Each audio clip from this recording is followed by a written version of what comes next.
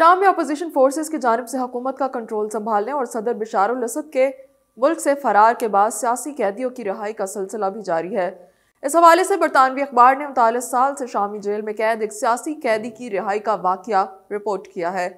बरतानवी अखबार के मुताबिक शुमारी लबनान में रहने वाले मोअम्मर अली ने अपने बड़े भाई अली हसन को 39 साल तक मुख्तलिफ जेलों में तलाश किया, लेकिन अब उन्हें इस हवाले से एक अच्छी खबर मिली है। अली हसन को 1986 में शामी फौजियों ने शुमाली लबनान में एक चेक पॉइंट से गिरफ्तार किया था। उनकी उम्र इस वक्त 18 साल थी और वो यूनिवर्सिटी के तालिब इल्म थे। गिरफ्तारी के बाद से उनका कोई सुराग नहीं मिला था।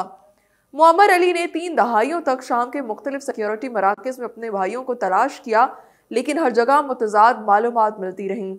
मोअम्मर ने बताया कि उन्होंने शाम के हर कोने में अपने भाई का पता लगाने की कोशिश की। एक दिन कहा जाता कि वो जेल में है, दूसरे दिन इनकार कर दिया जाता।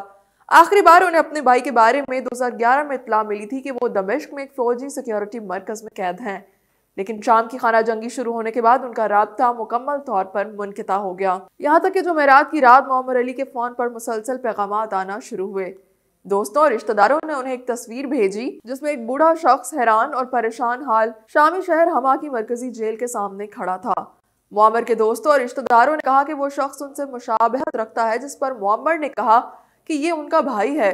मोअम्मर अली का कहना है कि 39 साल बाद अचानक उसकी तस्वीर देखने का एहसास नाकाबिले बयान था। उनका भाई जो 18 साल की उम्र में जेल गया था, अब 57 साल का हो चुका है। मोअम्मर अली ने दुख भरे अंदाज में कहा कि वो जेल से बूढ़े आदमी के तौर पर बाहर आए हैं।